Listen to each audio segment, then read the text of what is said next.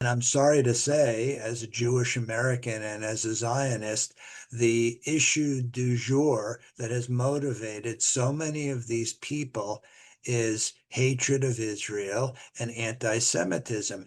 And it's really unbelievable that it took October 7th, the greatest massacre of Jews since World War II, to have this unleashed among the mostly among the far left.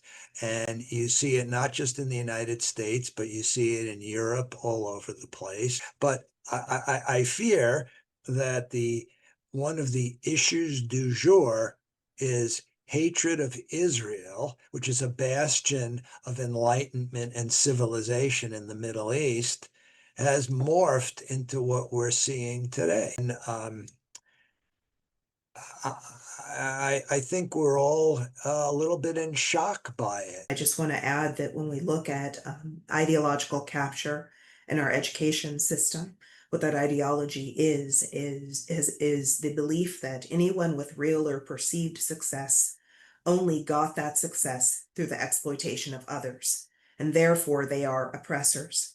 So if you lean into anti-Semitic tropes, false tropes about Jewish privilege and power, well, that's going to be perceived success. And that's going to feed the anti-Jewish bigotry that thinks, well, the only reason they achieved whatever perceived success is through the exploitation of others. I think that, again, the idea that small little Israel, full of a teeny tiny ethno-religious minority group, has been successful, feeds that trope.